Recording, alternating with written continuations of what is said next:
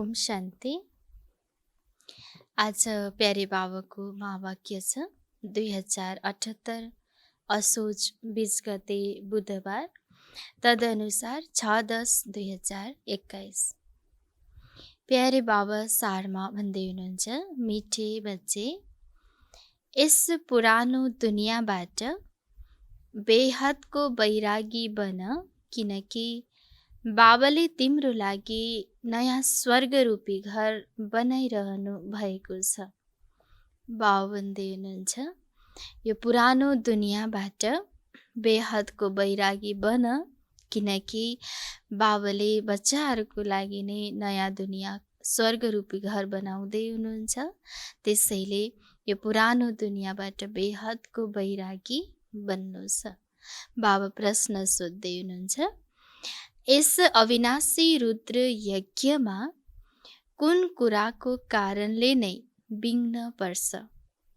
बाबा प्रश्नमा सोध्नुहुन्छ, यस अविनाशी रुद्र यज्ञमा कुन कुराको कारणले नै विघ्न पर्छ? उत्तरमा बाबा भन्नुहुन्छ,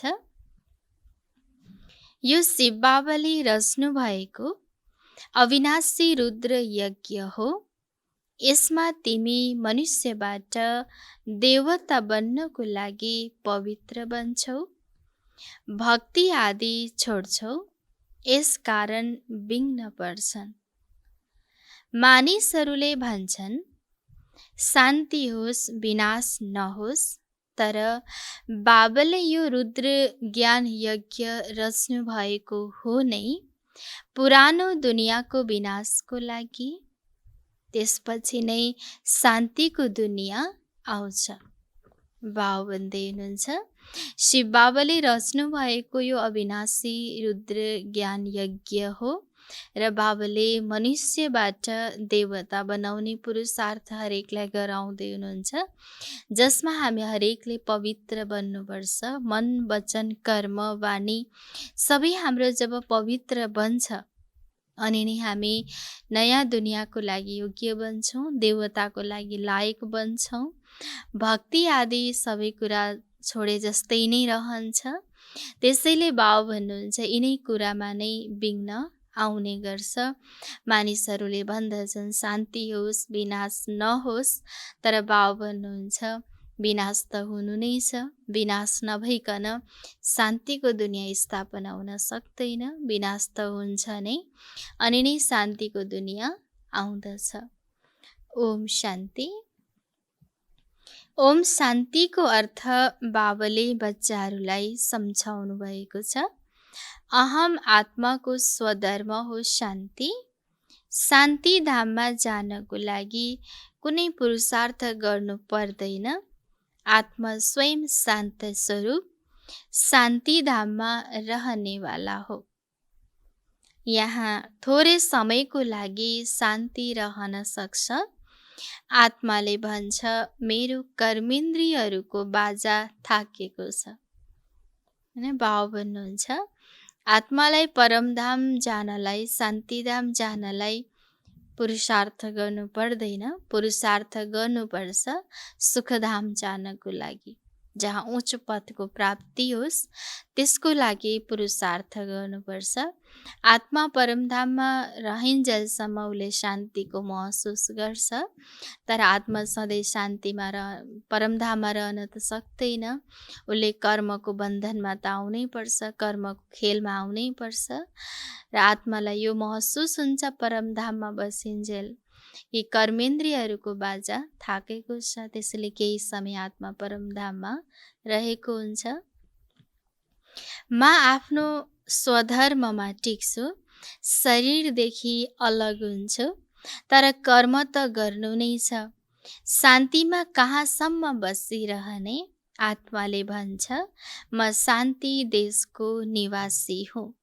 केवल यस शरीरमा आउनाले म टकी बनेको हुँ। अहम आत्मा मम शरीर हो। आत्मा नै पतित र पावन बन्छ। आत्मा पतित बनेपछि शरीर पनि पतित बन्छ, किनकि सत्युगमा 5 तत्त्व पनि सतो प्रदान हुन्छन्।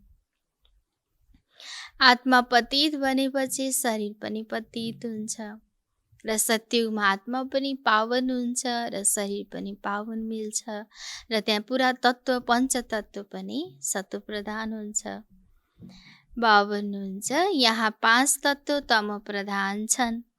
सुनमा मैला परेपछि सुन पतित बन्छ, फेरि त्यसलाई स्वच्छ बनाउनको लागि आगोमा हालिन्छ।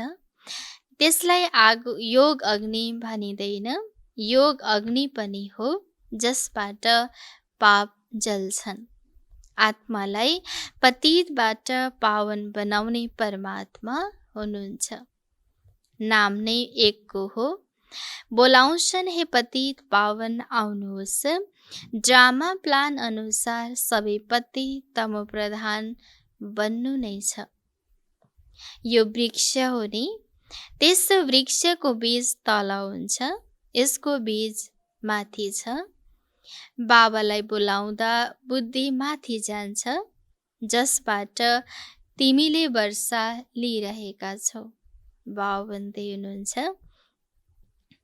हरेकलाई पावन बनाउनेवाला, वर्षा दिनेवाला बाबा हुनुहुन्छ र जसले पनि जब भगवानलाई याद गर्छ भने माथितिर नै हेरिरहेको हुन्छ र बाबा नि हामी हरेकलाई वर्षा दिनेवाला हुनुहुन्छ, पावन बनाउनेवाला हुनुहुन्छ। उहाँ अहिले तल आउनुभएको छ, भन्नुहुन्छ मलाई आउनु पर्ने हुन्छ। यो जुन मनुष्य सृष्टिको वृक्ष छ यो अनेक भेराइटी धर्महरूको हो। अब यो तमो प्रधान पतित जीर्ण अवस्था बनेको छ। बाबालाई यहाँ पतित दुनियाँमा आउनु नै पर्छ। बाबा पनि ड्रामाको बन्धनमा बाँधिनु भएको छ। जब सबै सृष्टि तमो प्रधान हुन्छ, पतित बन्छ, जीर्ण अवस्थाको पुग्दछ, अनि बाबा आउनुहुन्छ र पावन बनाउनुहुन्छ। बाबा बसेर बच्चाहरूलाई सम्झाउनुहुन्छ। सतयुगमा हुन्छन् देवी देवताहरू, अहिले कलियुगमा छन् असुर। बाँकी असुर र देवताहरूको लडाईँ भएको होइन। अब देवताहरू सतयुगमा हुन्छन्, असुरहरू कलियुगमा छन् भने उहाँहरूको भेट नै कहिले हुन्छ र लडाईँ हुन्छ? हुन्छ उहाँहरूको लडाईँको कुनै कुरा नै छैन। तिमीले यी आसुरी 5 विकारमाथि योगबलद्वारा विजय प्राप्त गर्छौ। बाँकी कुनै हिंसक लडाईँको कुरा होइन। तिमीले कुनै पनि प्रकारको हिंसा गर्न सक्दैनौ। तिमीले कसैलाई हात पनि लगाउँदैनौ। तिमी डबल अहिंसक हौ। काम कटारी चलाउनु यो त सबैभन्दा ठुलो पाप हो। बाबा भन्नुहुन्छ यो काम कटारीले आदि मध्य अन्त्य दुःख दिन्छ। विकारमा जानु हुँदैन। देवताहरूको अगाडि महिमा गाउँछन्, हजुर सर्वगुण सम्पन्न सम्पूर्ण निर्विकारी आत्माले यी अङ्गहरूद्वारा जान्दछन्, भन्छन् हामी पतित बनेका छौँ, त्यसैले अवश्य कुनै समयमा पावन थिए, जसकारण भन्छन् हामी पतित बनेका छौँ। पतित पावन आउनुहोस्, हामीलाई पावन बनाउनुहोस् भनेर पुकार गरिरहेको हुन्छ भने यसको मतलब यही नै रहन्छ कि कुनै समयमा ती सबै आत्मा पावन थिए, जसले गर्दा फेरि पावन बन्नको लागि पुकार गरिरहेको हुन्छ। त्यसलाई स्वर्ग भनिन्छ। यहाँ त साधु सन्त आदिले कति धुन लगाउँछन्, पतित पावन सीताराम जहाँ जाऊ गाइरहन्छन्। बाबा सम्झाउनुहुन्छ सारा दुनियाँ पतित छ। रावण राज्य हुने रावणलाई जलाउँछन्, तर उसको राज्य कहिलेदेखि भयो कसैलाई थाहा छैन। अथाह भक्ति मार्गका सामग्री छन्, कुनैले के गर्छन्, कुनैले के गर्छन्। सन्यासीले पनि कति थरी योग सिकाउँछन्। वास्तवमा योग केलाई भनिन्छ यो कसैलाई थाहा छैन। बाबा भन्नुहुन्छ भक्तिका सामग्रीहरू पनि धेरै छन्। र सन्यासीहरूले पनि अनेक प्रकारको योग सिकाइरहेको छ। र वास्तविक योग कुन हो, कुनबाट चाहिँ विशेष प्राप्ति हुन्छ, फल मिल्छ, यो कसैलाई पनि थाहा छैन। यो पनि कसैको दोष छैन, यो ड्रामा बनाउँछ। म नआउँदासम्म उनीहरूले आफ्नो पाठ खेल्नु छ। ज्ञान र भक्ति। ज्ञान हो दिन सतयुग त्रेता, भक्ति हो रात द्वापर कलियुग। फेरि हुन्छ वैराग्य, पुरानो दुनियाँबाट वैराग्य।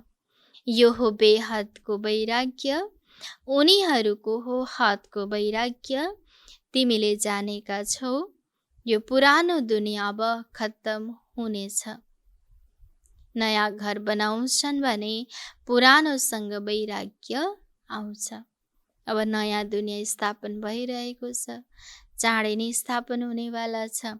त्यसैले बाबा भन्नुहुन्छ, पुरानो दुनियाँबाट पुरा वैराग्य हुनु छ, बेहदको वैरागी बन्नु छ। हेर बाबा, बेहदको बाबा कस्तो हुनुहुन्छ, तिमीलाई स्वर्गरूपी घर बनाएर दिनुहुन्छ। कति प्यारो बाबा हुनुहुन्छ कि बाबाले बच्चाहरूलाई स्वर्गरूपी घर बनाएर दिनुहुन्छ। स्वर्ग हो नयाँ दुनियाँ, नर्क हो पुरानो दुनियाँ।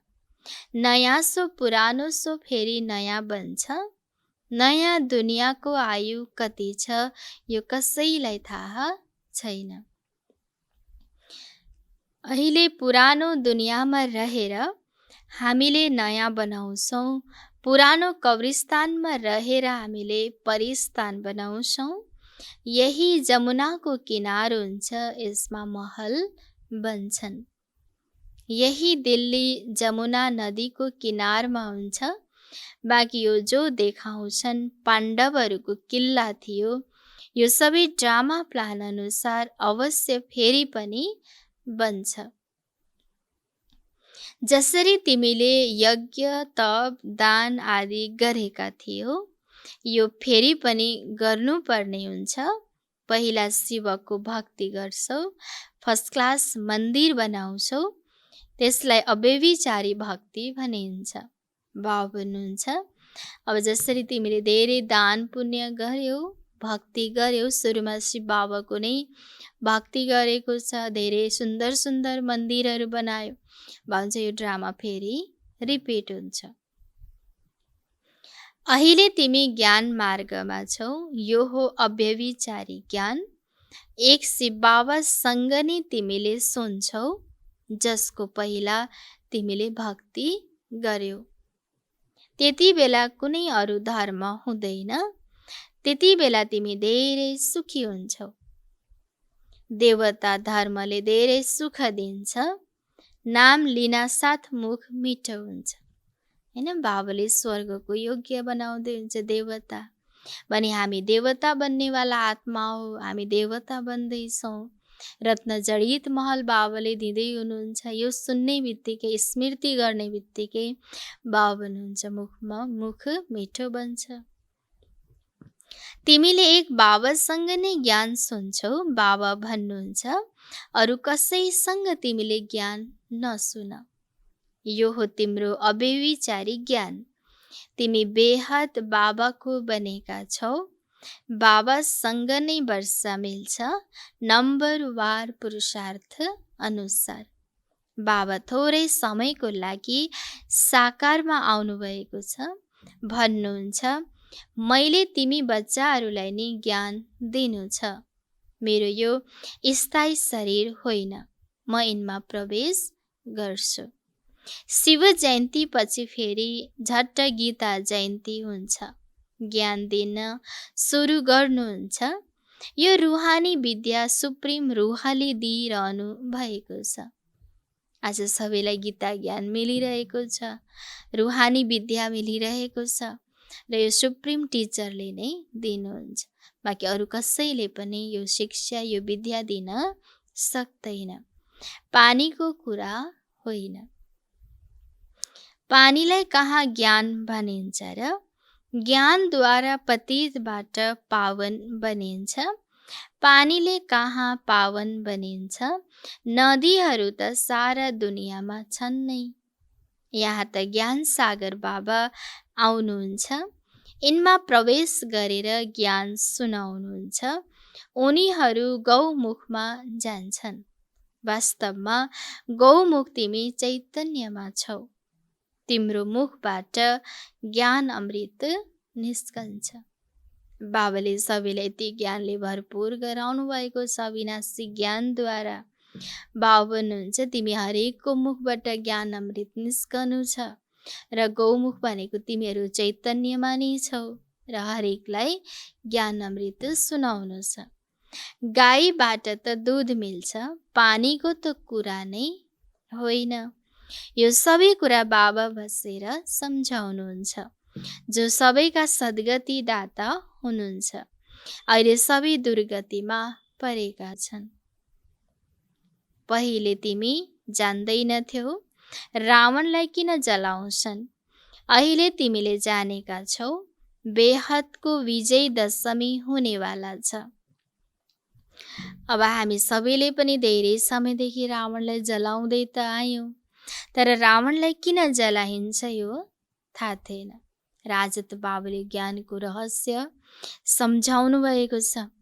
आत्माको स्मृतिमा रहेर जति से बाबाको याद गर्दै जान्छौँ, आफूभित्र भएका जति पनि रावण रूपी संस्कार छन् तीमाथि विजय प्राप्त गर्न सकिन्छ।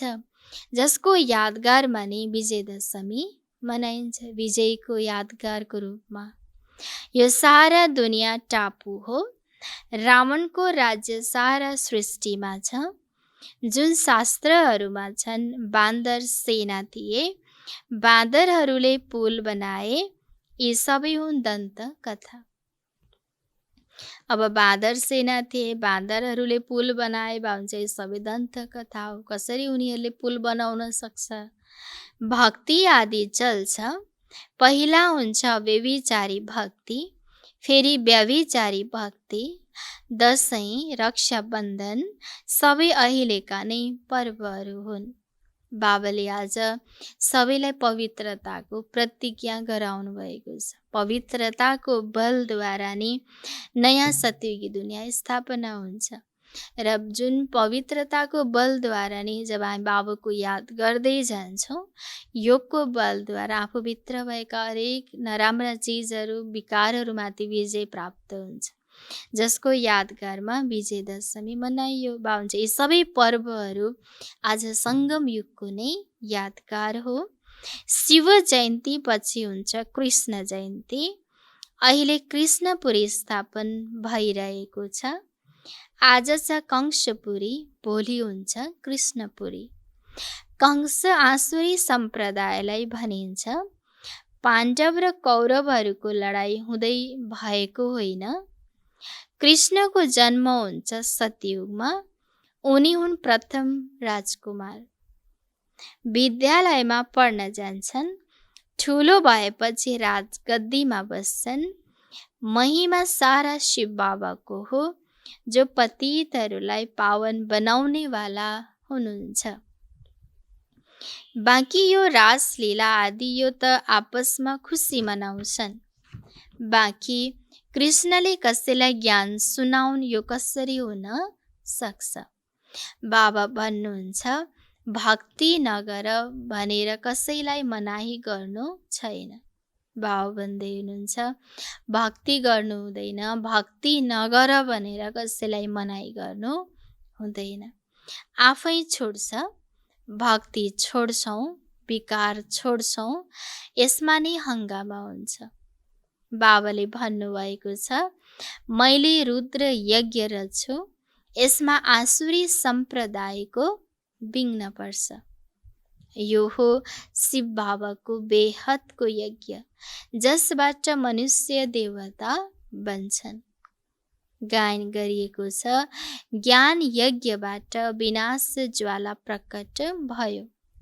जब पुरानो दुनियाँको विनाश हुन्छ अनि तिमीले नयाँ दुनियाँमा राज्य गर्छौ। मानिसहरू भन्छन्, हामीले भन्छौँ शान्ति होस्, यी बिकेले भन्छन् विनाश होस्। हैन। अब मनुष्यहरूले यो भन्छन् कि उनीहरू सबैले चाहन्छन् शान्ति होस्, राम्रो होस्, उन्नति होस्, विकास होस्, हैन। र हामी भन्छौँ फेरि विनाश भयो, हामीलाई छिटै सत्यको दुनियाँमा जानु छ। त्यसैले अरूले भनिदिन्छ कि विज्ञहरूले भन्छन् विनाश होस्। ज्ञान नबुझ्नाले यस्तो भन्छन्, बाबा सम्झाउनुहुन्छ यो सारा पुरानो दुनियाँ यस ज्ञान यज्ञमा स्वाहा हुन्छ। पुरानो दुनियाँलाई आगो लाग्नेछ, प्राकृतिक प्रकोप आउँछन्, तोरी पिसिए जस्तै सबै पिसिएर खत्तम हुन्छन्। अब ज्ञान नबुझेपछि त मानिसहरूले जे पनि भनिदिन्छ। जब ज्ञानको रहस्य थाहा हुन्छ भने उहाँहरूलाई सबै स्पष्ट हुन्छ। भने भाउन्छ आखिर परिवर्तन त हुनु नै छ, विनाश त हुनु नै छ।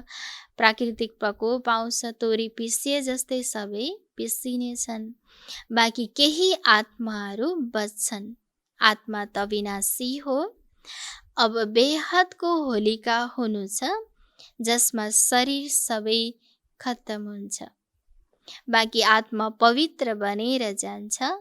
आगोमा राख्नाले चिज शुद्ध हुन्छ। हवन गर्छन् शुद्धताको लागि। ती सबै हुन् जिस्मानी कुरा।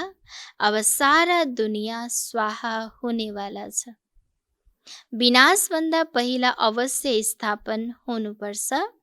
अरूलाई सम्झाउँदा भन, पहिला स्थापना फेरि विनाश। ब्रह्माद्वारा स्थापना। प्रजापिता प्रख्यात छन् आदि देवको रूपमा। आदि देवी जगत अम्बाका पनि लाखौं मन्दिर छन्। पिता श्री ब्रह्मा बाबाको पनि धेरै गायन गरिएको हुन्छ। गायन छ भने मम्माको पनि धेरै गायन छ। भन्छ लाखौं मन्दिरहरू बनाएका छन्, यादगार छन्। कति मेलाहरू लाग्छन्। तिमी हो जगत अम्बाका बच्चाहरू, ज्ञान ज्ञानेश्वरी, फेरि बन्छौ राज राज्यश्वरी। तिमी धेरै धनवान बन्छौ, फेरि भक्ति मार्गमा लक्ष्मीसँग दीपावलीमा विनाशी धन माग्छन्। बाबा भन्नुहुन्छ तिमी धेरै धनवान बन्छौ, ज्ञान ज्ञानेश्वरीबाट राज राज्यश्वरी बन्दछौ, धेरै धनवान बन्नेवाला छौ। र फेरि जब भक्ति मार्ग सुरु हुन्छ फेरि लक्ष्मीसँग के गरिरहेको हुन्छ, विनाशी धन मागिरहेको हुन्छ। यहाँ तिमीलाई सबै थोक मिल्छ। आयुष्मान भव, पुत्रवान भव। त्यहाँ 150 वर्ष आयु हुन्छ। यहाँ तिमीले जति योग लगाउँछौ त्यति आयु बढ्दै जान्छ। भन्छ 150 वर्षको आयु हुन्छ सत्ययुगी दुनियाँमा। भन्छ यहाँ सङ्गम युगमा अहिले जति योगको शक्तिलाई बढाउँछौँ, योग बल बढाउँछौँ, त्यति सत्ययुगमा आयु बढ्दै जान्छ। तिमीले ईश्वरसँग योग लगाएर योगेश्वर बन्छौ। बाबा भन्नुहुन्छ म धोबी हुँ। सबै विकारी पतित आत्माहरूलाई साफ गर्छु। बाबा भन्दै हुनुहुन्छ म त धोबी हुँ। सबै विकारी पतित आत्माहरूलाई साफ गरेर बाबाले पावन बनाउनुहुन्छ। फेरि शरीर पनि शुद्ध मिल्छ। मैले सेकेन्डमा दुनियाँको कपडा साफ गर्छु। केवल मनमना भव हुनाले आत्मा र शरीर पवित्र बन्छ। छु मन्त्र भयो नि, सेकेन्डमा जीवन मुक्ति कति सहज उपाय छ।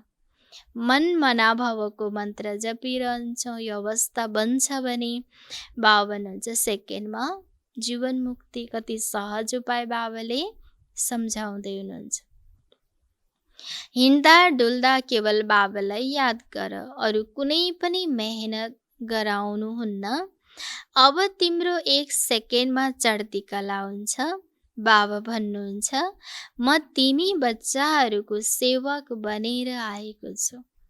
बाबा भन्दै हुनुहुन्छ म धोबी पनि हुँ। र फेरि बाबा भन्दै हुनुहुन्छ म तिमी बच्चाहरूको सेवक बनेर आएको छु। र भगवान हाम्रो सेवामा उपस्थित हुनुहुन्छ भने हामी कति खुसी नसाको साथमा आफूलाई पुरुषार्थ गरेर श्रेष्ठ बनाउनुहुन्छ। अनि यस्तो प्यारो बाबालाई कति धेरै याद गर्नु छ। तिमीले बोलायो हे पतित पावन आएर हामीलाई पावन बनाउनुहोस्।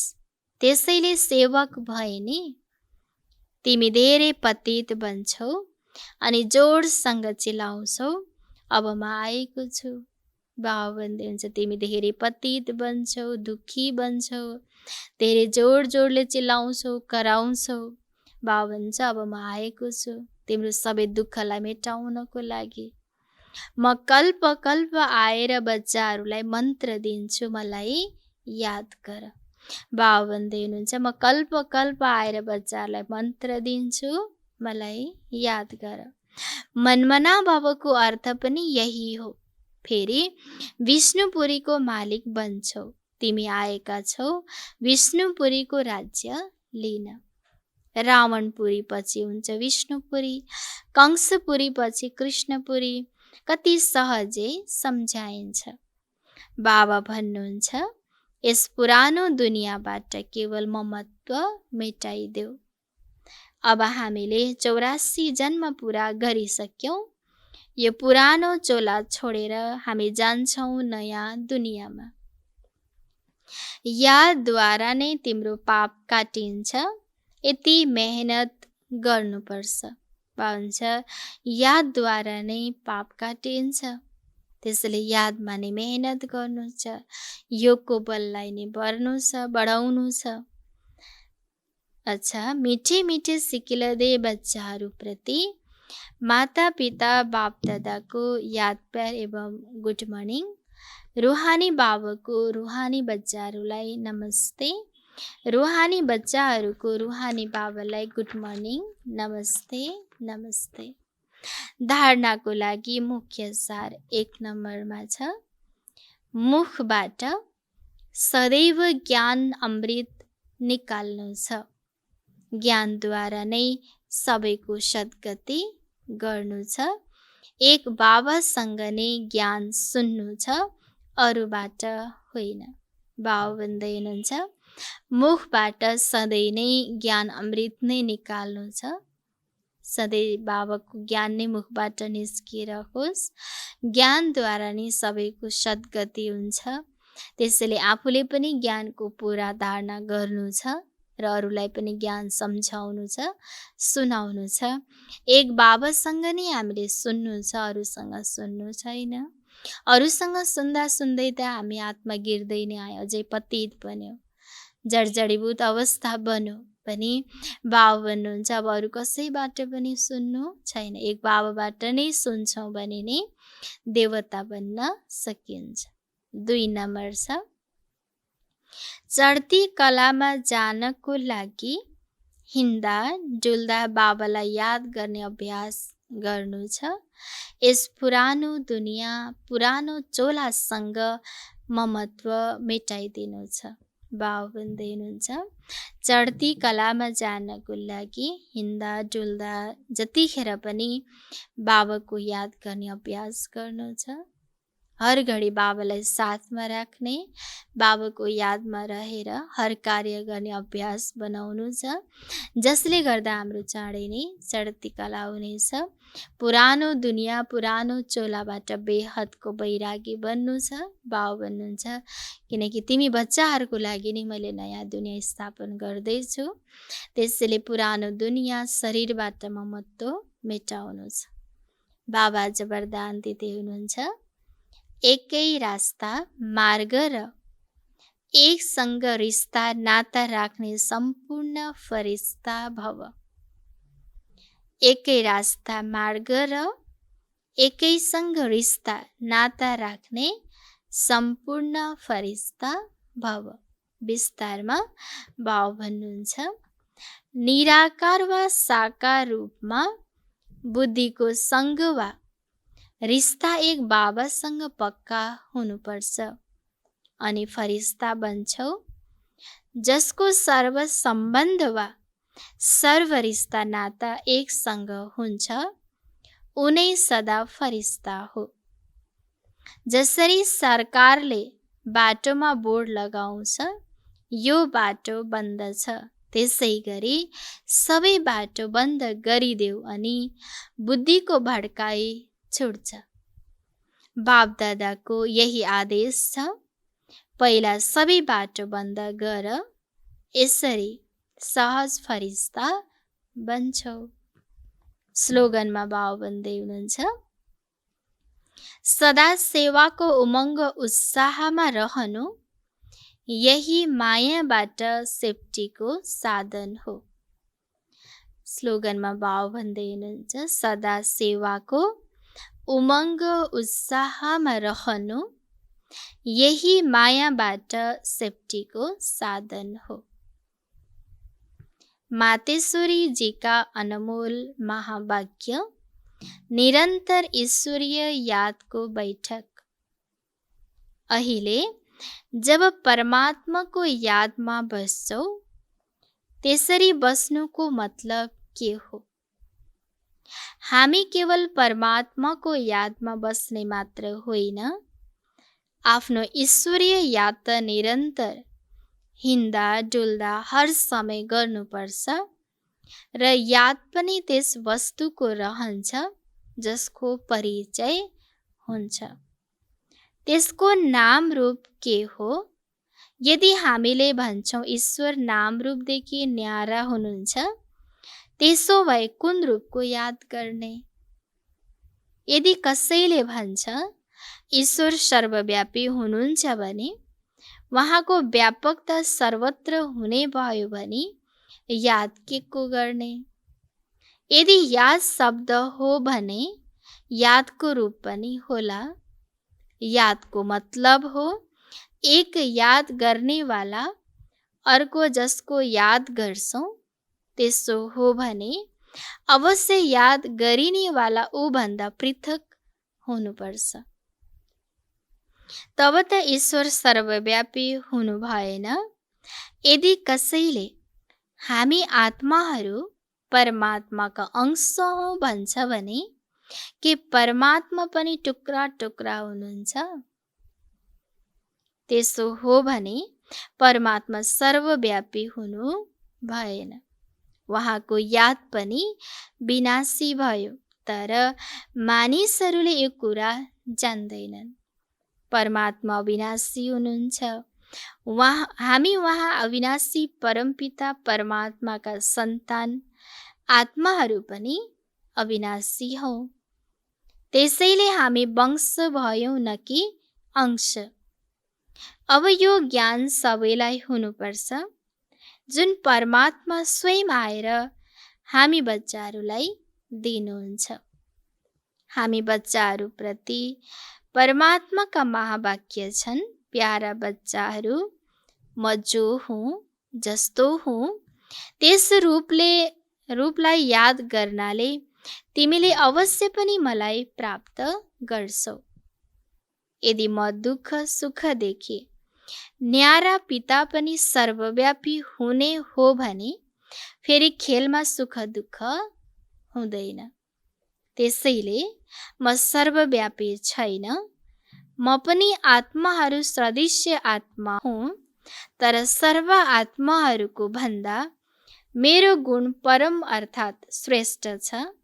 त्यसैले मलाई परम आत्मा अर्थात् परमात्मा भन्छन्। अच्छा, ओम शान्ति।